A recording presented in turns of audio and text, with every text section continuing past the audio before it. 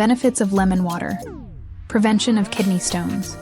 The citrate in lemons prevents the formation of calcium oxalate stones in the kidneys.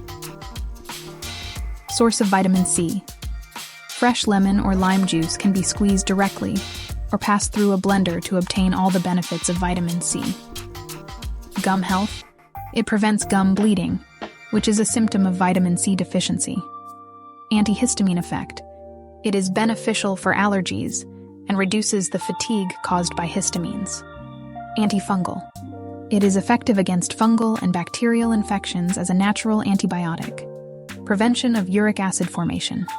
It is good for gout and prevents the formation of uric acid.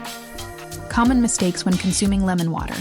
Drinking lemon water immediately before meals can slow down digestion. It should be consumed at least half an hour to 1 hour before meals. The acidic nature of lemon juice can damage tooth enamel. It should be diluted with water and consumed with a straw to reduce contact with the teeth. It may be harmful to consume acidic beverages if you have ulcers or gastric inflammation. In this case, it is best to avoid lemon water. If your blood is too alkaline, alkalosis, consuming lemon water may worsen various symptoms, so it should be avoided.